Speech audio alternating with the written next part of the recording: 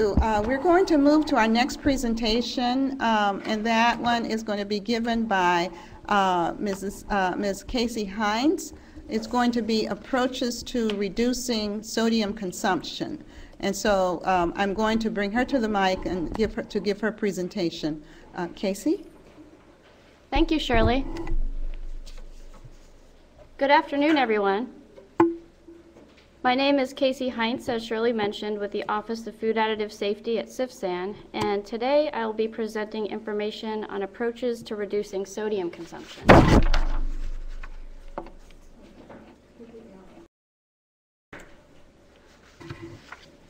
During the presentation, I will briefly discuss the following areas related to sodium reduction: the issue of excess sodium consumption, the public health impact of reducing sodium. The Institutes of Medicine issued a report on sodium reduction in April 2012, and I'll recap some of their major recommendations. I will then touch on certain key sodium initiatives that FDA has been reviewing and will highlight how various stakeholders have been involved. There are also certain considerations to pay attention to with sodium reduction, so I will address these, and finally I will describe where FDA currently is on this issue. I would like to start with a poll question for you to think about that we will come back to. The question is, which food contributes the most sodium to the American diet? A, soup, B, bread, C, pizza, or D, cold cuts? In regard to sodium consumption, it is well known that excess sodium intake has been linked to hypertension, which in turn can cause heart disease and stroke. We also know that current sodium intakes in the U.S. are much higher than what is recommended by the most recent version of the Dietary Guidelines for Americans. This slide illustrates the contribution of sodium from U.S. foods as categorized by the National Cancer Institute. Some food categories represent particularly significant sources of dietary sodium due to their sodium content, their high volume of consumption, or both. However, no one food category is responsible for excess dietary sodium. In the poll question, we asked which food contributes the most sodium to the American diet. In this analysis, bread contributed the most sodium because it is consumed frequently. Here, it's referred to as yeast breads. However, many foods, including cold cuts and pizza, are contributing to our sodium intake as well. Contrary to the impression held by many people, the majority of sodium intake does not derive from salt added at the table or during cooking, but from sodium-containing ingredients added to packaged or restaurant foods. While other sodium-containing ingredients do not contribute overall sodium intake, sodium chloride, which is salt, is the dominant contributor. The particular study shown in this slide is from 1991, but similar results were obtained from an ILSI North American study that was presented to the IOM Strategies to Reduce Sodium Intake meeting in 2009. U.S. consumers are preparing and consuming more at-home meals in recent years. However, foods consumed away from home continue to make a significant contribution to sodium intake given their higher sodium densities. This table is from the IOM report, and it shows that foods purchased at the store and prepared at home have less sodium for the same amount of calories than foods prepared and consumed away from home. It also shows that for an average 2,000 calorie diet, no matter what the food source is, the average sodium density for foods exceeds current guideline recommendations. The IOM report stated, importantly, the number of food channels outside the home and the pervasiveness of salt used throughout the food supply, with average sodium intake density well in excess of that recommended by the Dietary Guidelines for Americans, make it very difficult for consumers and meal planners to achieve recommended sodium intake. As registered dietitians, I'm sure many of you have experienced these challenges of creating lower sodium diets for individuals.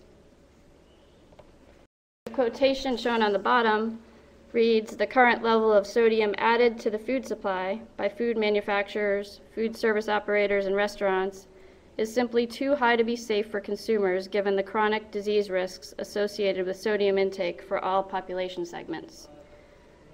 The IOM report repeatedly emphasizes these points. The current level of sodium in the food supply makes it more challenging to address the public health issues of hypertension and chronic disease. This is just one of many studies that suggests the potential for significant savings on healthcare costs if we reduce sodium consumption. Experience has shown us that in approaching sodium reduction, no single tool will be enough to promote reductions in intake sufficient to meet the recommendations of the dietary guidelines. Food reformulation, labeling and communication, and changing dietary patterns will all be necessary if we are to achieve the reductions envisioned by the dietary guidelines. The IOM report noted the limited impact of various efforts at sodium reduction over the past 40 years. In light of this historical experience, IOM's main recommendation was to seek a gradual, stepwise reduction in the sodium content of the food supply, ultimately supported on a national level by FDA and by voluntary initiatives and partnerships from industry and other stakeholders in the meantime. As part of our information gathering, we've studied various sodium reduction initiatives to learn about what worked and what the barriers have been. Examples of major reduction initiatives include the UK, Health Canada, and New York City's National Sodium Reduction Initiative, each of which has been a voluntary gradual initiative. Salt is a ubiquitous ingredient that provides many technological functions in food in addition to taste. Broad, sustainable reductions in sodium will take a concerted effort by all stakeholders in order to be successful. Other factors are important to consider as well, including any unintended consequences. We must ensure that our food remains safe and that nutrient inadequacies or deficiencies will not occur. Another concern is that if foods do not taste good, people will not add back salt at the table or divert to eating other food. However, there is evidence that salt preference can change over time. One important question is, how can we all work together to encourage this type of gradual change? If we look back over the last 40 years, there have been repeated efforts by FDA to promote reduction in sodium intake. Many of these efforts attempted to reduce sodium intake by making information about the sodium content of foods available on the label. And over the past 5 years or so, there has been a renewed push to join labeling and education with additional sodium reduction tools. In September 2011, FDA and FSIS, the two agencies that together regulate the use and safety of food ingredients, published a Federal Register notice inviting comment on a number of specific issues related to reducing sodium intake. The direct link shown here is to a PDF of the notice. The issues identified by FDA and FSIS in the notice focused on a variety of challenges to reducing the sodium content of the U.S. food supply. These included topics mentioned here, including issues associated with the development of specific targets for sodium reduction.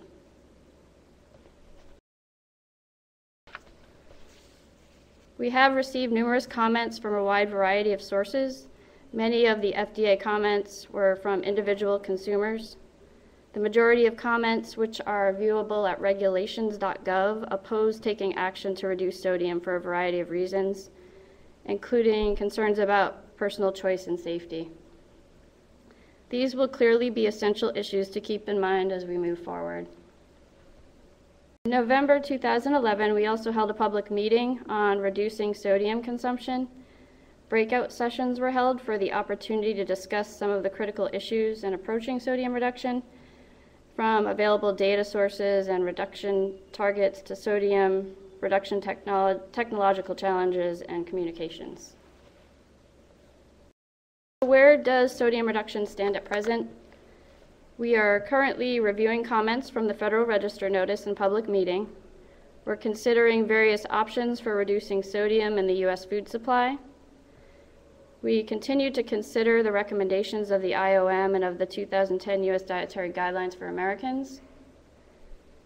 We have engaged in interagency discussions with federal partners to coordinate strategies, and we continue to seek additional input from external stakeholders.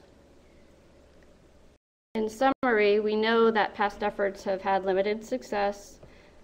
IOM has recommended a gradual approach to implementing national standards. As you are aware, sodium remains high in the U.S. marketplace, limiting dietary choices for American consumers and making variety a challenge in meal plan development. There's a lot to learn from the challenges and successes of other initiatives. A collaborative effort from all stakeholders is critical. Food safety, consumer health, and consumer acceptance will not be compromised. And FDA is now formulating a long-term strategy for sodium reduction. So thank you, and at this time I would like to welcome any questions. Okay, thank you very much, and we'll go back and see if we have some questions. There are some previous questions about the previous presentation. Let's see if we have questions about sodium.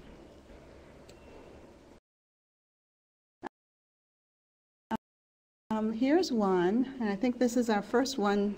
It says it would be more accurate to pose your question as to which has more sodium. Oh, it moved. Wait a second. There are several questions, and they're coming in, and as they come in, it scrolls down the list that we're looking at. Well, we have a few minutes, so we'll be able to take a few questions. I just wanted to get back to the very first one to make sure we didn't miss. Okay, it would be more accurate to pose your question as to which has more sodium / portion, which has more sodium per portion, looks like. So do you want to talk about that slide where you posed your poll question, which has more sodium? Those analyses were conducted by the National Cancer Institute, and so that was data that I was pulling from them.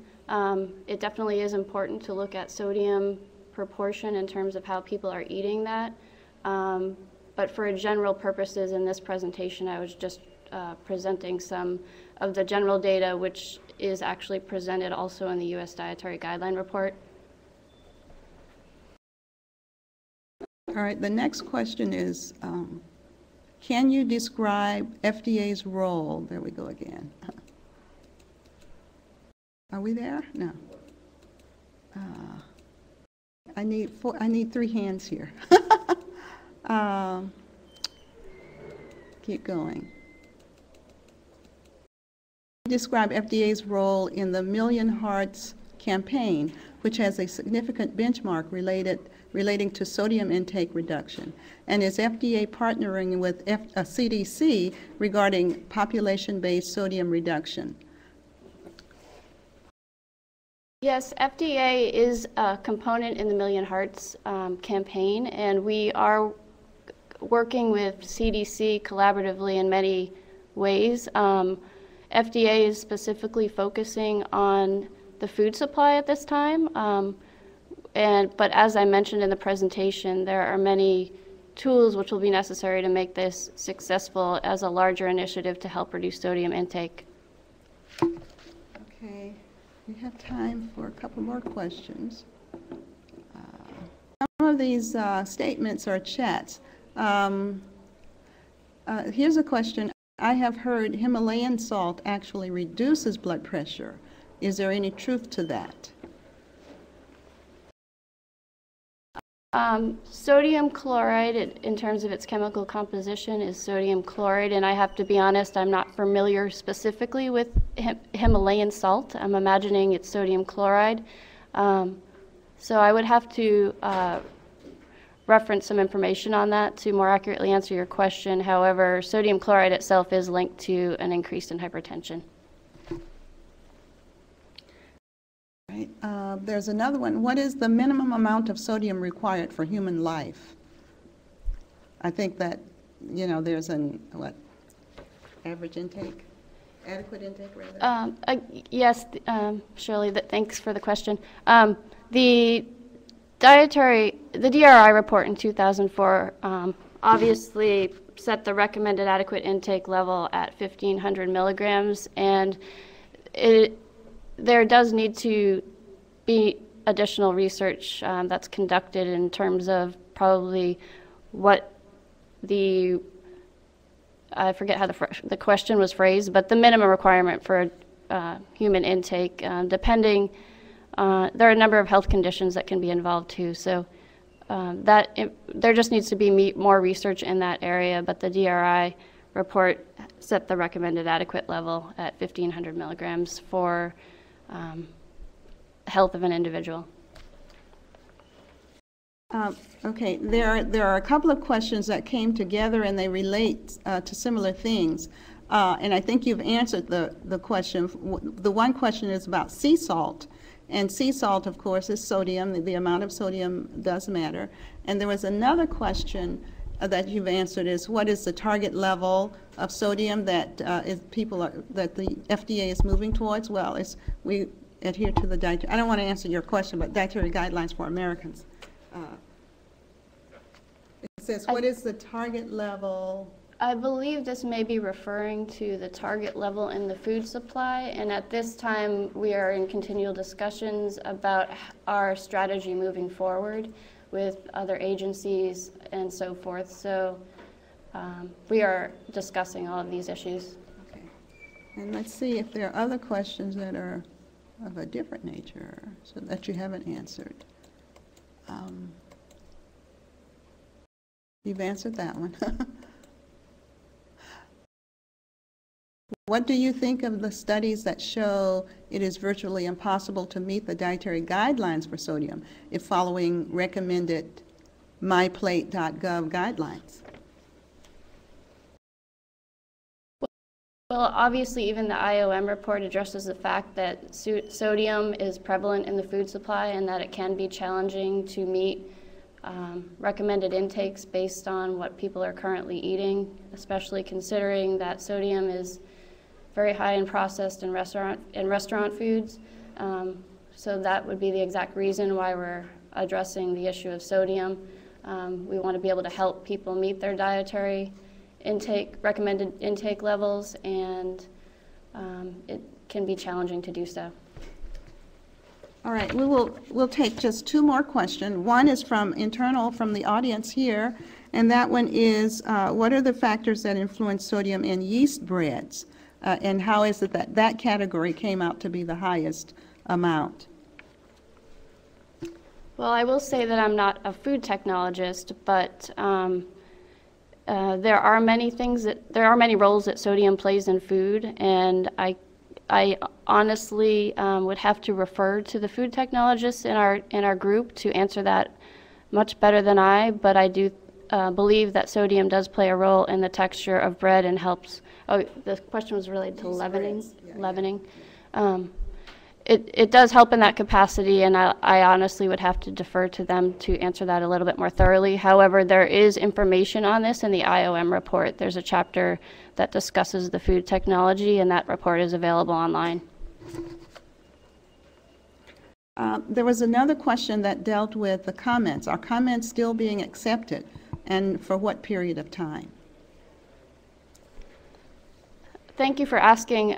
We did extend our comment period through January 27th. We had, I believe, a 60-day extension period. So at this time it is closed, but hopefully in the future there'll be additional opportunities to comment some more.